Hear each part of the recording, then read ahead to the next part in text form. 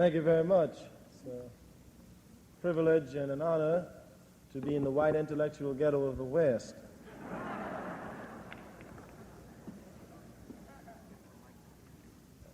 We wanted to do a couple of things before we started. The first is that based on the fact that SNCC, through the articulation of its program by its chairman, has been able to win elections in Georgia, Alabama, Maryland, and by our appearance here will win an election in California. 1968, I'm going to run for President of the United States.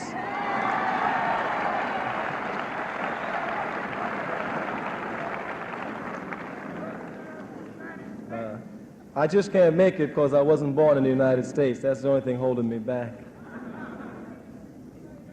We wanted to say that this is a student conference, as it should be, held on a campus, and that we're not ever to be caught up in the intellectual masturbation of the question of black power. That's a function of people who are advertisers that call themselves reporters.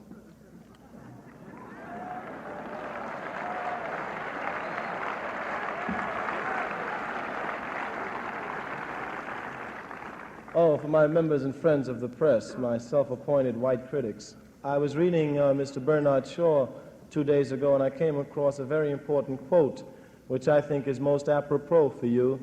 He says, "All criticism is an autobiography. Dig yourself."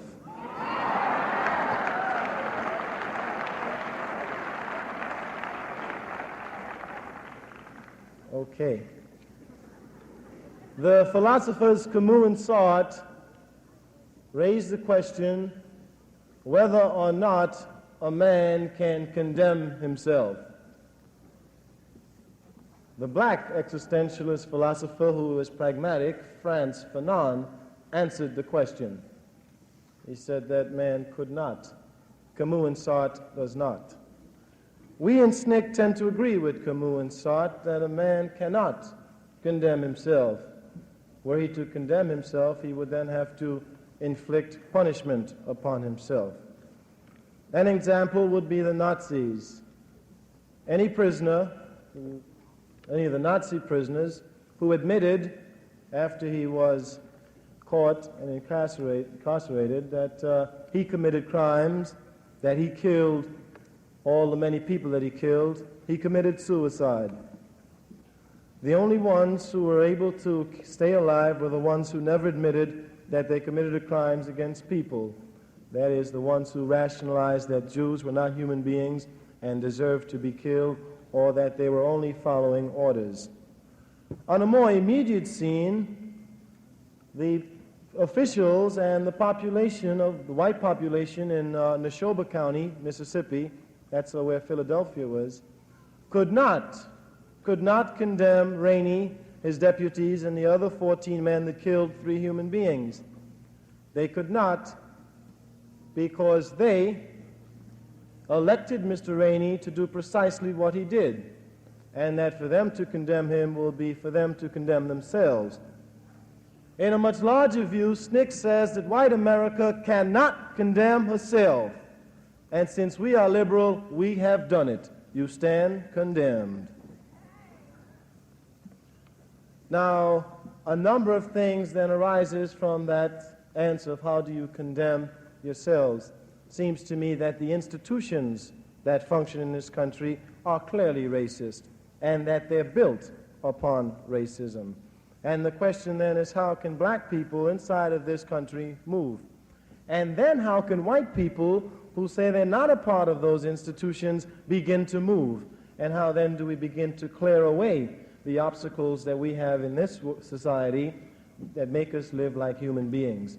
How can we begin to build institutions that will allow people to relate with each other as human beings? This country has never done that, especially around the country of white or black. Now, several people have been upset because we've said that integration was irrelevant when initiated by blacks, and that in fact it was a subterfuge, an insidious subterfuge, for the maintenance of white supremacy. Now, we maintain that in the past 6 years or so, this country has been feeding us a thalidomide drug of integration, and that some Negroes have been walking down a dream street talking about sitting next to white people, and that does not begin to solve the problem. That when we went to Mississippi, we did not go to sit next to Ross Barnett. We did not go to sit next to Jim Clark. We went to get them out of our way. And that people ought to understand that we were never fighting for the right to integrate. We were fighting against white supremacy.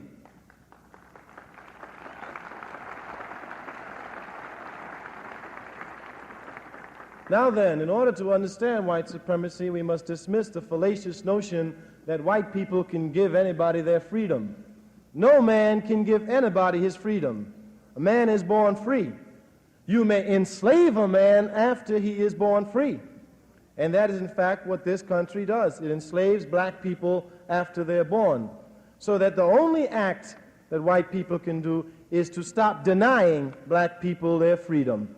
That is, they must stop denying freedom. They never give it to anyone. Now, we want to take that to its logical extension so that we could understand then what its relevancy would be in terms of new civil rights bills. I maintain that every civil rights bill in this country was passed for white people, not for black people.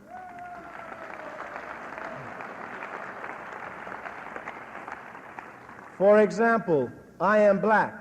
I know that. I also know that while I am black, I am a human being. And therefore, I have the right to go into any public place. White people didn't know that. Every time I tried to go into a place, they stopped me. So some boys had to write a bill to tell that white man he's a human being. Don't stop him. That bill was for that white man, not for me. I knew it all the time. I knew it all the time.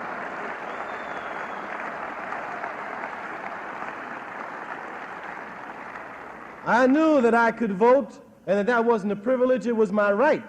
Every time I tried, I was shot, killed, or jailed, beaten, or economically deprived. So somebody had to write a bill for white people to tell them, when a black man comes to vote, don't bother him. That bill, again, was for white people, not for black people.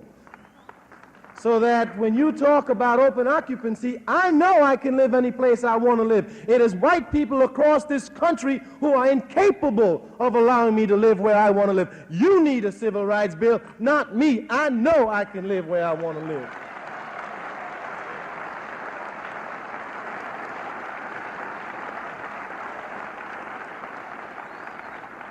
So that the failure to pass a civil rights bill isn't because of black power, isn't because of the Student Nonviolent Coordinating Committee, is not because of the rebellions that are occurring in the major cities. It is incapability of whites to deal with their own problems inside their own communities. That is the problem of the failure of the civil rights bill.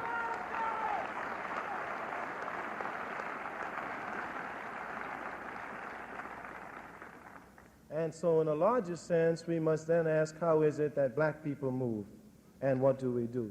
But the question in a greater sense is, how can white people, who are the majority and who are responsible for making democracy work, make it work? They have miserably failed to this point. They have never made democracy work, be it inside the United States, Vietnam, South Africa, the Philippines, South America, Puerto Rico, wherever America has been. She has not been able to make democracy work.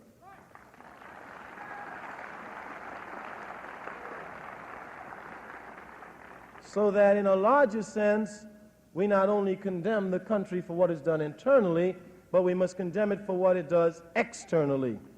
We see this country trying to rule the world, and someone must stand up and start articulating that this country is not God and cannot rule the world.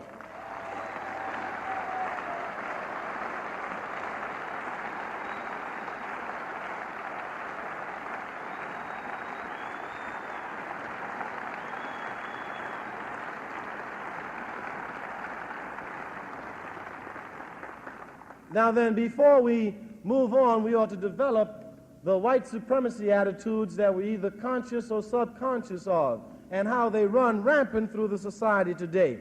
For example, the missionaries were sent to Africa. They went with the attitude that blacks were automatically inferior. As a matter of fact, the first act the missionaries did, when they get to Africa, was to make us cover up our bodies because they said it got them excited. We couldn't go bare-breasted anymore because they got excited. Now, when the missionaries came to civilize us because we were uncivilized, educate us because we were uneducated, and give us some literate studies because we were illiterate, they charged a price. The missionaries came with the Bible, and we had the land. When they left, they had the land, and we still have the Bible. And that has been the rationalization for Western civilization as it moves across the world and stealing and plundering and raping everybody in its path.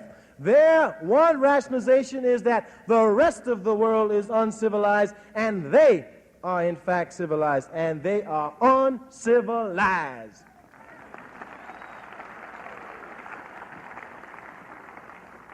And that runs on today, you see, because what we have today is that we have what we call modern-day Peace Corps missionaries, and they come into our ghettos, and they head start, upward lift, bootstrap, and upward bound us into white society.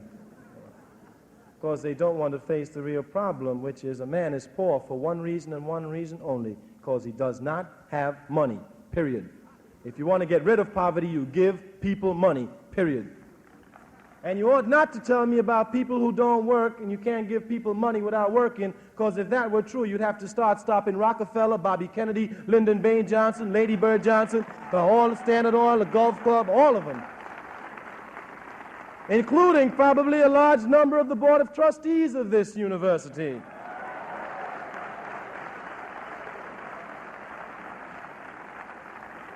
So the question then clearly is not whether or not one can work, it's who has power to make his or her acts legitimate. That is all. And that this country, that power is invested in the hands of white people, and they make their acts legitimate. It is now, therefore, for black people to make our acts legitimate.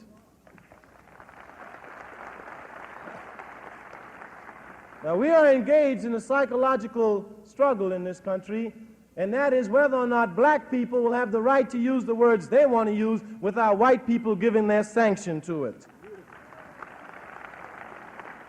And that we maintain, whether they like it or not, we're going to use the word black power and let them address themselves to that.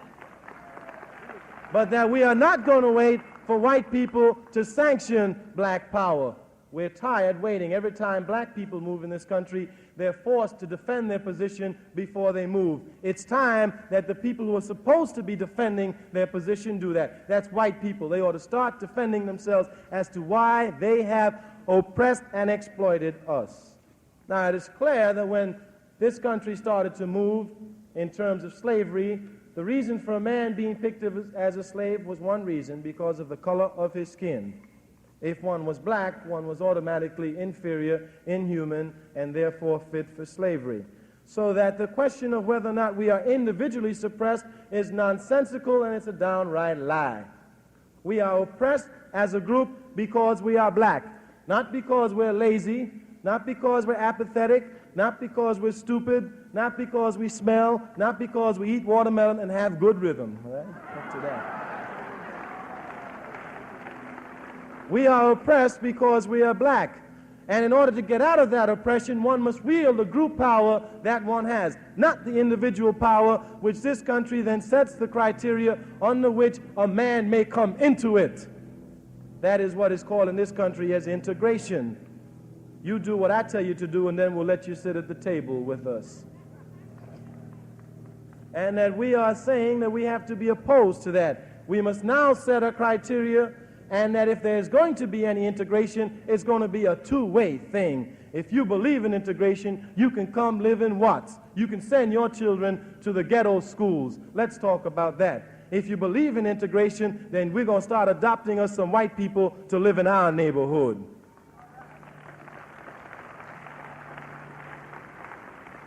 So it is clear that the question is not one of integration or segregation.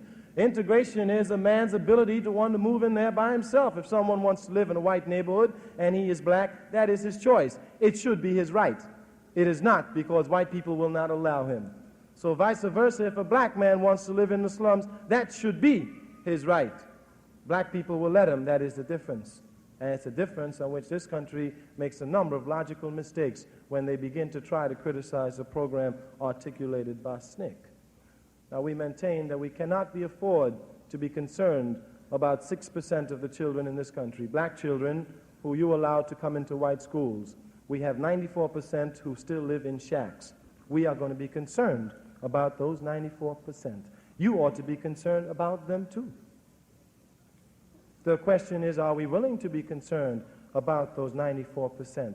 Are we willing to be concerned about the black people who will never get to Berkeley, who will never get to Harvard, and cannot get an education, so you'll never get a chance to rub shoulders with them and say, well, he's almost as good as we are. He's not like the others.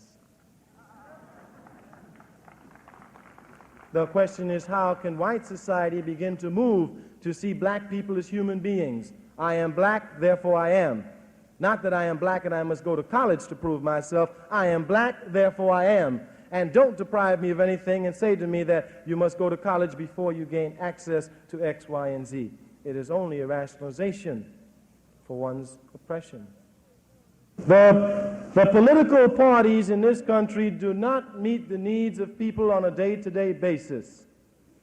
The question is, how can we build new political institutions that will become the political expressions of people on a day-to-day basis?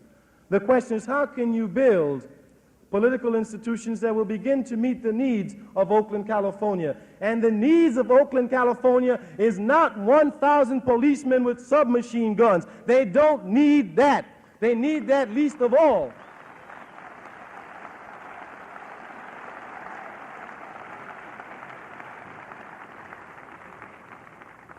The question is, how can we build institutions where those people can begin to function on a day-to-day basis, where they can get decent jobs, where they can get decent houses, and where they can begin to participate in the policy and major decisions that affect their lives. That's what they need, not Gestapo troops, because this is not 1942, and if you play like Nazis, we playing back with you this time around. Get hip to that.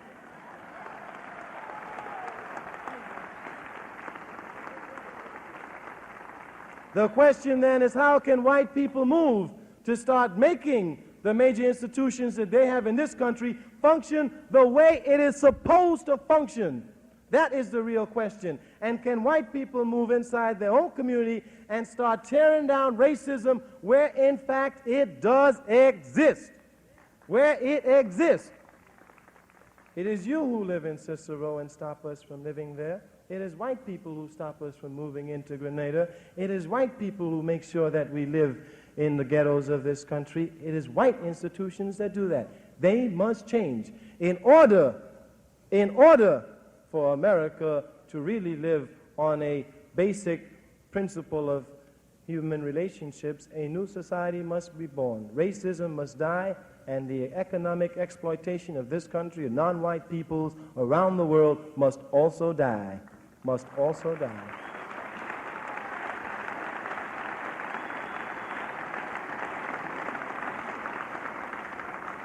Now, there are several programs that we have in the South amongst some poor white communities. We're trying to organize poor whites on a base where they can begin to move around the question of economic exploitation and political disfranchisement. We know, we've heard the theory several times, but few people are willing to go into there. The question is, can the white activists not try to be a Pepsi generation who comes alive in the black community, but can he be a man who's willing to move into the white community and start organizing where the organization is needed? Can he do that?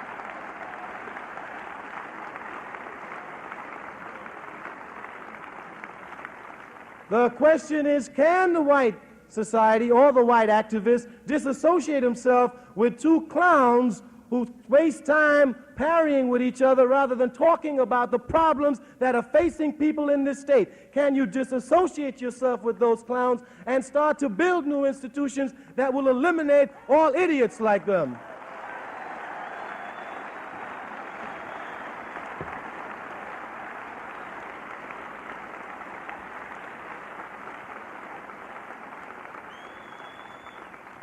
And the question is, if we are going to do that, when and where do we start and how do we start? We maintain that we must start doing that inside the white community. Our own personal position politically is that we don't think the Democratic Party represents the needs of black people. We know it don't. And that if, in fact, white people really believe that, the question is if they're going to move inside that structure, how are they going to organize around a concept of whiteness based on true brotherhood and based on stopping exploitation, economic exploitation, so that there will be a coalition base for black people to hook up with. You cannot form a coalition based on national sentiment. That is not a coalition.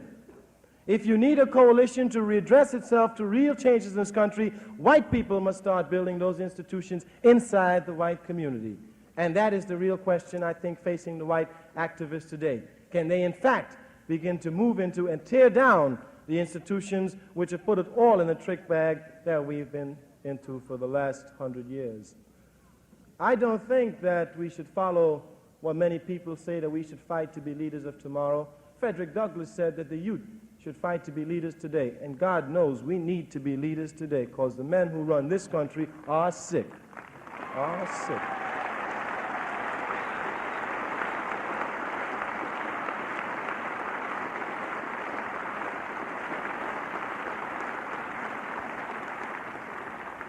So that can we, on a larger sense, begin now, today, to start building those institutions and to fight to articulate our position, to fight to be able to control our universities. We need to be able to do that. And to fight to control the basic institutions which perpetuate racism by destroying them and building new ones. That's the real question that faces us today. And it is a dilemma because most of us do not know how to work. And that the excuse that most white activists find is to run into the black community. Now, we've maintained that we cannot have white people working in the black community, and we've made it on a psychological ground.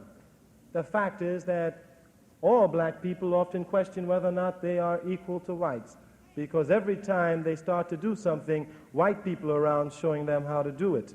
If we are going to eliminate that for the generation that comes after us, then black people must be seen in positions of power, doing and articulating for themselves, for themselves.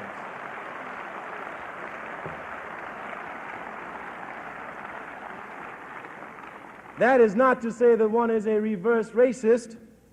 It is to say that one is moving on a healthy ground. It is to say what the philosopher Sartre says. One is becoming an anti-racist racist. And this country can't understand that. Maybe it's because it's all caught up in racism. But I think what you have in SNCC is an anti-racist racism. We are against racist. Now, if everybody who's white see themselves as a racist and then see us against them, they're speaking from their own guilt position, not ours. Not ours.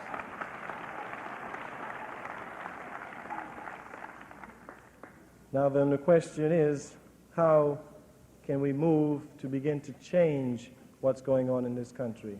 I maintain, as we have in SNCC, that the war in Vietnam is an illegal and immoral war.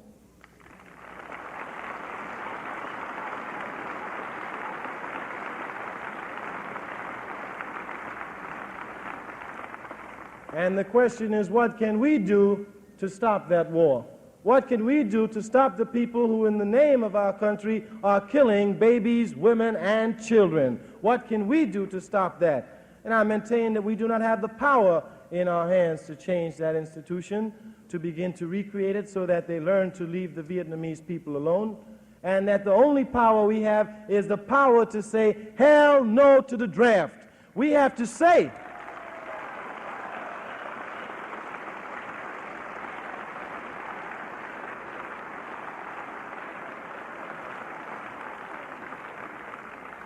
We have to say to ourselves that there is a higher law than the law of a racist named McNamara.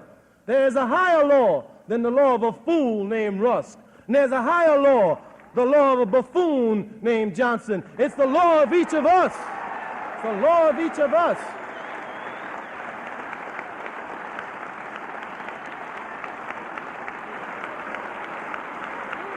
And it's the law.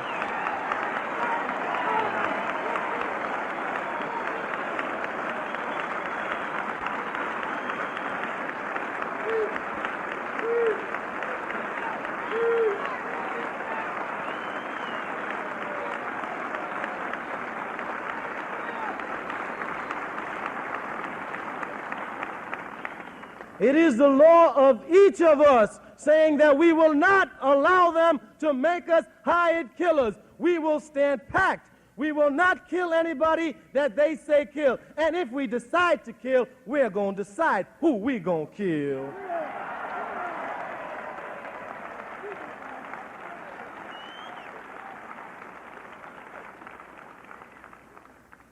And this country will only be able to stop the war in Vietnam when the young men who are made to fight it begin to say, hell no, we ain't going.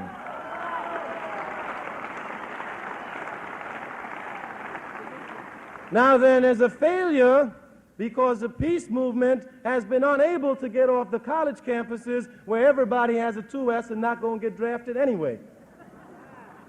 And the question is, how can you move out of that into the white ghettos of this country and begin to articulate a position for those white students who do not want to go? We cannot do that.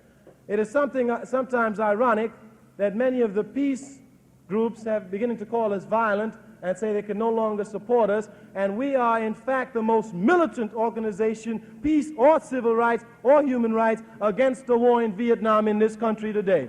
There isn't one organization that has begun to meet our stance on the war in Vietnam. Because we not only say we are against the war in Vietnam, we are against the draft. We are against the draft. No man has the right to take a man for 2 years and train him to be a killer. A man should decide what he wants to do with his life.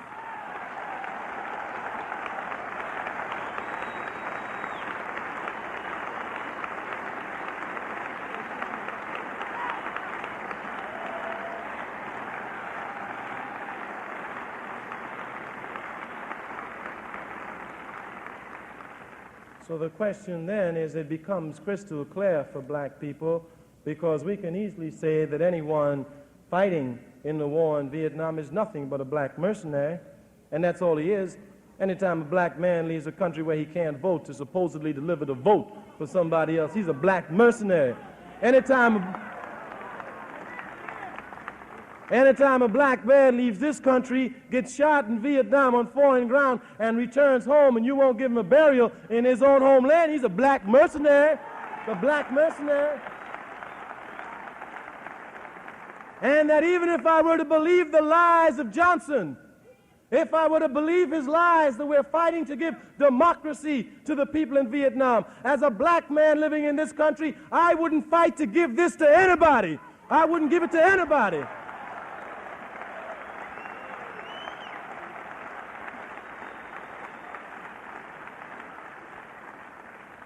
So that we have to use our bodies and our minds in the only way that we see fit. We must begin, like the philosopher Camus, to come alive by saying no. That is the only act in which we begin to come alive. And we have to say no to many, many things in this country. This country is a nation of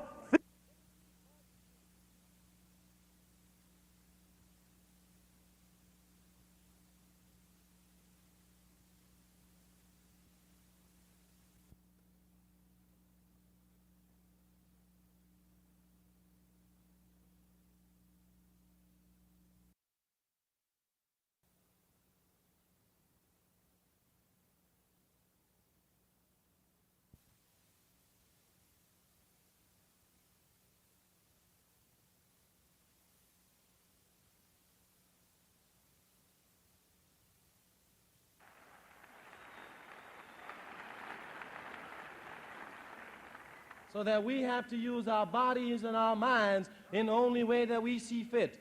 We must begin, like the philosopher Camus, to come alive by saying no. That is the only act in which we begin to come alive. And we have to say no to many, many things in this country. This country is a nation of thieves. It has stole everything it has, beginning with black people, beginning with black people. And that the question is, how can we move to start changing this country from what it is, a nation of thieves? This country cannot justify any longer its existence.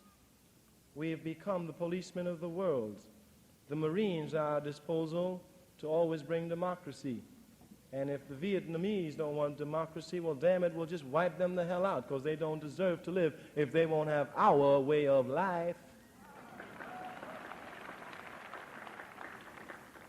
There is then, in a larger sense, what do you do on your university campus?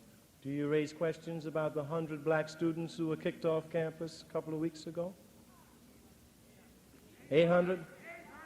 800? And how does that question begin to move? Do you begin to relate people outside of the ivory tower on a university wall? Do you think you're capable of building those human relationships as the country now stands? You're fooling yourself. It is impossible for white and black people to talk about building a relationship based on humanity when the country is the way it is, when the institutions are clearly against us. We've taken all the myths of this country and we found them to be nothing but downright lies. This country told us that if we worked hard, we would succeed. And if that were true, we would own this country lock, stock, and barrel. Lock, stock, and barrel. Lock, stock, and barrel. It is we who have picked the cotton for nothing. It is we who are the maids in the kitchens of liberal white people. It is we who are the janitors, the porters, the elevator men. It is we who sweep up your college floors. Yes, it is we who are the hardest workers and the lowest paid, and the lowest paid. And that it is nonsensical for people to start talking about human relationships until they're willing to build new institutions. Black people are economically insecure. White liberals are economically secure. Can you begin to build an economic coalition? Are the liberals willing to share their salaries with the economically insecure black people they so much love? Then if you're not, are you willing to start building new institutions that will provide economic security for black people? That's the question we want to deal with. That's the question we want to deal with.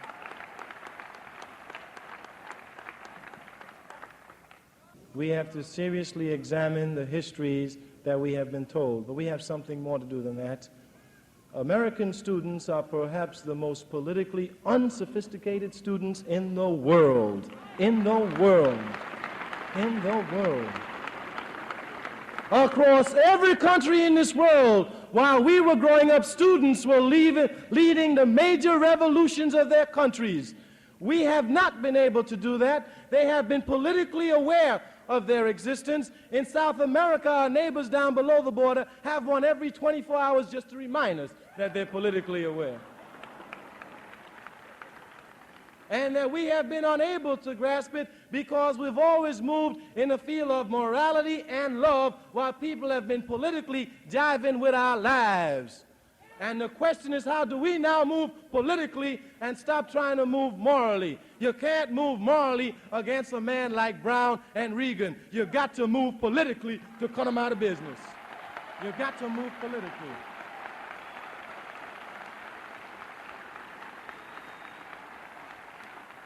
You can't move morally against Lyndon Baines Johnson because he is an immoral man. He doesn't know what it's all about.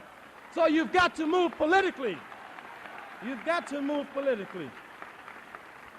And that we have to begin to develop a political sophistication, which is not to be a parrot. The two-party system is the best party in the world. There is a difference between being a parrot and being politically sophisticated. We have to raise questions about whether or not we do need new types of political institutions in this country, and we in SNCC maintain that we need them now. We need new political institutions in this country. And anytime Lyndon Baines Johnson can head a party which has in it Bobby Kennedy, Wayne Morse, Eastland, Wallace, and all those others supposed to be liberal cats, there's something wrong with that party. They're moving politically, not morally. And that if that party refuses to see black people from Mississippi and goes ahead and sees racists like Eastland and his clique, it is clear to me that they're moving politically and that one cannot begin to talk morality to people like that. We must begin to think politically and see if we can have the power to impose and keep the moral values that we hold high. We must question the values of this society. And I maintain that black people are the best people to do that because we have been excluded from that society. And the question is, we ought to think whether or not we want to become a part of that society. That's what we want to do.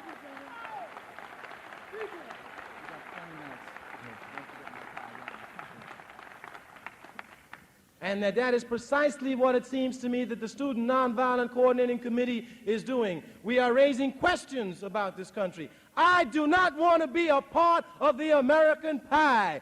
The American pie means raping South Africa, beating Vietnam, beating South America, raping the Philippines, raping every country you've been in. I don't want any of your blood money. I don't want it.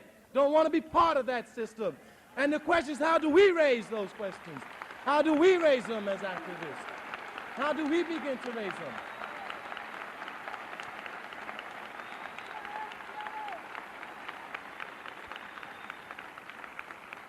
We have grown up and we are the generation that has found this country to be a world power, that has found this country to be the wealthiest country in the world. We must question how she got her wealth. That's what we're questioning. And whether or not we want this country to continue being the wealthiest country in the world at the price of raping everybody else across the world. That's what we must begin to question. And that because black people are saying we do not now want to become a part of you, we are called reversed racist. Ain't that a gas? Now then, we want to touch on nonviolence, because we see that again as the failure of white society to make nonviolence work. I was always surprised at Quakers who came to Alabama and counseled me to be nonviolent, but didn't have the guts to start talking to James Clark to be nonviolent.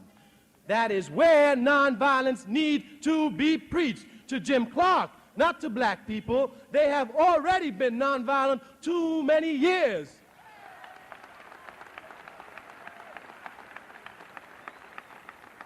The question is, can white people conduct their nonviolent schools in Cicero, where they belong to be conducted, not among black people in Mississippi? Can they conduct it among the white people in Grenada, 6'2" men who kick little black children? Can you conduct nonviolent schools there? That is the question that we must raise, not that you conduct nonviolence among black people. Can you name me one black man today who's killed anybody white and is still alive? Even after a rebellion, when some black brothers throw some bricks and bottles, 10,000 of them have to pay the crime. Because when the white policeman comes in, anybody who's black is arrested because we all look alike.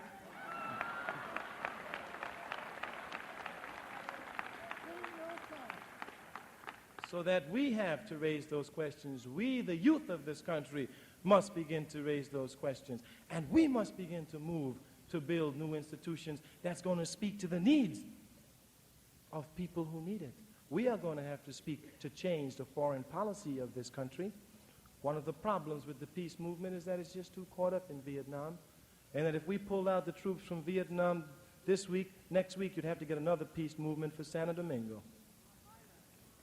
And the question is, how do you begin to articulate needs to change the foreign policy of this country? A policy that is decided upon rape, a policy in which the decisions are made upon getting economic wealth at any price. At any price. Now, we articulate that we therefore have to hook up with black people around the world, and that hookup is not only psychological but becomes very real. If South America today were to rebel and black people were to shoot the hell out of all the white people there, as they should, then Standard Oil would crumble tomorrow. If South Africa were to go today, Chase Manhattan Bank would crumble tomorrow. If Zimbabwe, which is called Rhodesia by white people, were to go tomorrow, General Electric would cave in on the East Coast. The question is, how do we stop those institutions that are so willing to fight against communist aggression but closes their eye to racist oppression? That is the question that you raise. Can this country do that? Now, many people talk about pulling out of Vietnam. What will happen? If we pull out of Vietnam, there will be one less aggressor in there. We won't be there. We won't be there. And so the question is, how do we articulate those positions? And we cannot begin to articulate them from the same assumptions that the people in the country speak, because they speak from different assumptions than I assume what the youth in this country are talking about. That we're not talking about a policy or aid or sending Peace Corps people in to teach people how to read and write and build houses while we steal their raw materials from them. Is that what we're talking about? Because that's all we do. What underdeveloped countries needs information on how to become industrialized so they can keep their raw materials where they have it, produce them, and sell it to this country for the price it's supposed to pay.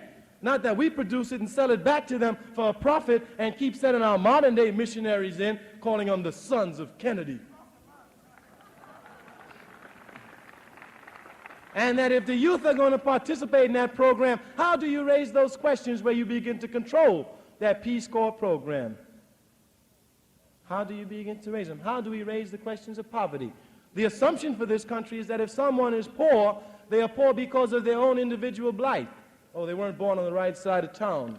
They had too many children. They went in the army too early. Their father was a drunk. They didn't care about school. They made a mistake. That's a lot of nonsense. Poverty is well calculated in this country. It is well calculated. And the reason why the poverty program won't work is because the calculators of poverty are administering it. That's why it won't work.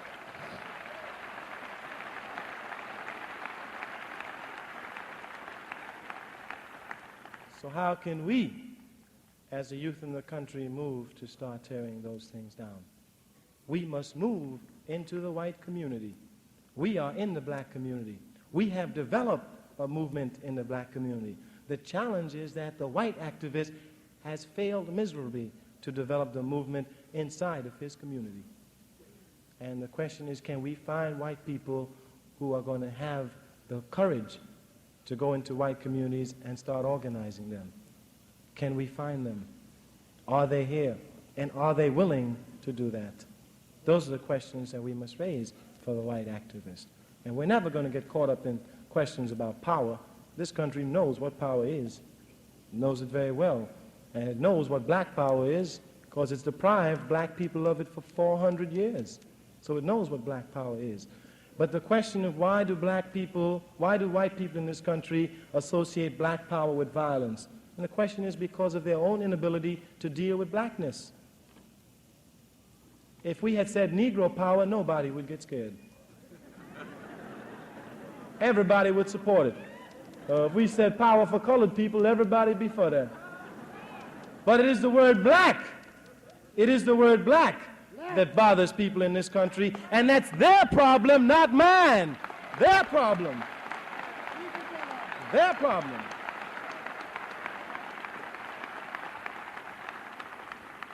Now, there's one modern-day lie that we want to attack and then move on very quickly, and that is the lie that says anything all black is bad. Now, you're all college university crowd. You've taken your basic logic course. You know about a major premise, a minor premise. So people have been telling me anything all black is bad. Let's make that our major premise. Major premise, anything all black is bad. Minor premise or particular premise, I am all black. Therefore.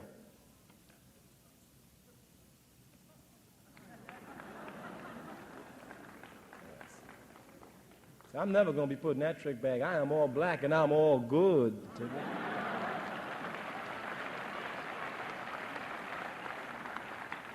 Anything on black is not necessarily bad. Anything on black is only bad when you use force to keep whites out. Now that's what white people have done in this country, and they're projecting their same fears and guilt on us, and we won't have it. We won't have it. Let them handle their own fears and their own guilt. Let them find their own psychologists. We refuse to be the therapy for white society any longer. We have gone mad trying to do it. We have gone starved, raving mad trying to do it. I look at Dr. King on television every single day, and I say to myself, now there is a man who is desperately needed in this country. There is a man full of love. There is a man full of mercy. There is a man full of compassion. But every time I see Lyndon on television, I said, Martin, baby, you got a long way to go.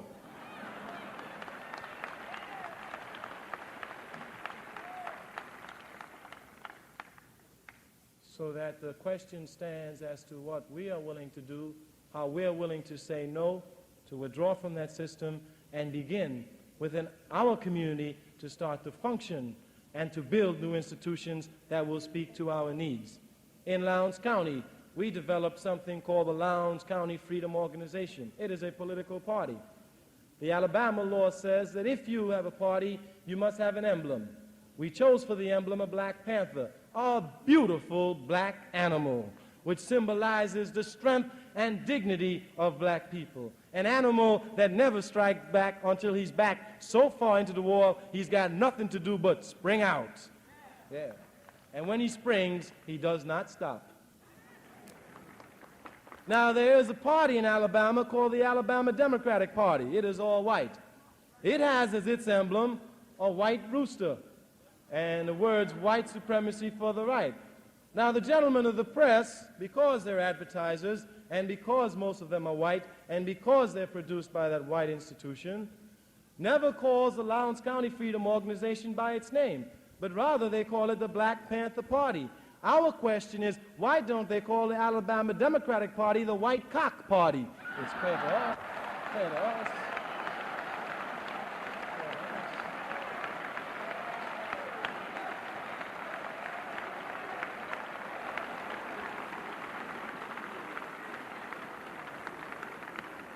It is clear to me that that just points out America's problem with sex and color. Not our problem. Not our problem. And it is how white America is going to deal with those problems of sex and color. If we were to be real and to be honest, we would have to admit that most people in this country see things black and white. We have to do that. All of us do. We live in a country that's geared that way. White people would have to admit that they are afraid to go into a black ghetto at night. They are afraid. That's a fact. They're afraid because they'd be beat up, lynched, looted, cut up, etc., etc. That happens to black people inside the ghetto every day, incidentally. And white people are afraid of that. So you get a man to do it for you, a policeman. And now you figure his mentality where he's afraid of black people. The first time a black man jumps, that white man gonna shoot him. He's gonna shoot him. So police brutality is going to exist on that level because of the incapability of that white man to see black people come together and to live in the conditions. This country is too hypocritical, and that we cannot adjust ourselves to its hypocrisy. The only time I hear people talk about nonviolence is when black people move to defend themselves against white people. Black people cut themselves every night in the ghetto. Don't anybody talk about nonviolence. Lyndon Baines Johnson is busy bombing the hell out of Vietnam. Don't nobody talk about nonviolence. White people beat up black people every day. Don't nobody talk about nonviolence. But as soon as black people start to move, the double standard comes into being. You can't defend yourself. That's what you're saying. Because you show me a man who would advocate aggressive violence that would be able to live in this country. Show him to me. The double standards again come into itself. Isn't it ludicrous and hypocritical for the political chameleon who calls himself a vice president in this country to stand up before this country and say looting never got anybody anywhere? Isn't it hypocritical for Lyndon to talk about looting that you can't accomplish anything by looting and you must accomplish it by the legal ways? What does he know about legality?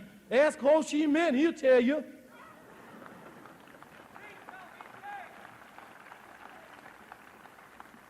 So that in conclusion, we want to say that number one, it is clear to me that we have to wage a psychological battle on the right for black people to define their own terms, define themselves as they see fit, and organize themselves as they see it. Now the question is, how is the white community going to begin to allow for that organizing? Because once they start to do that, they will also allow for the organizing that they want to do inside their community. It doesn't make a difference because we're going to organize our way anyway. We're going to do it. The question is how we're going to facilitate those matters, whether or not it's going to be done with 1,000 policemen with submachine guns, or whether or not it's going to be done in a context where it is allowed to be done by white people warding off those policemen. That is the question. And the question is, how are white people who call themselves activists ready to move into the white communities on two counts: on building new political institutions to destroy the old ones that we have, and to move around a concept of white youth refusing to go into the army, so that we can start then to build a new world. It is ironic to talk about civilization in this country. This country is uncivilized. It needs to be civilized. It needs to be civilized.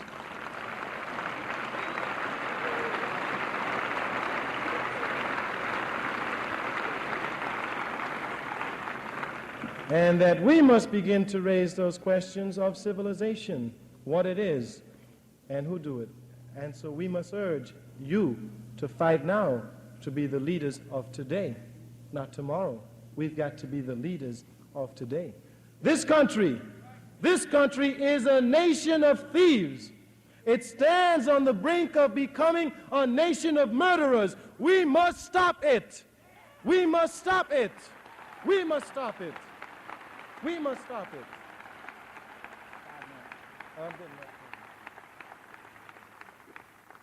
And then, therefore, in a larger sense, is the question of black people. We are on the move for our liberation. We have been tired of trying to prove things to white people. We are tired of trying to explain to white people that we're not going to hurt them. We are concerned with getting the things we want, the things that we have to be able to function. The question is, can white people allow for that in this country? The question is, will white people overcome their racism and allow for that to happen in this country? If that does not happen, brothers and sisters, we have no choice but to say very clearly, move over or we gonna move on over you. Thank you.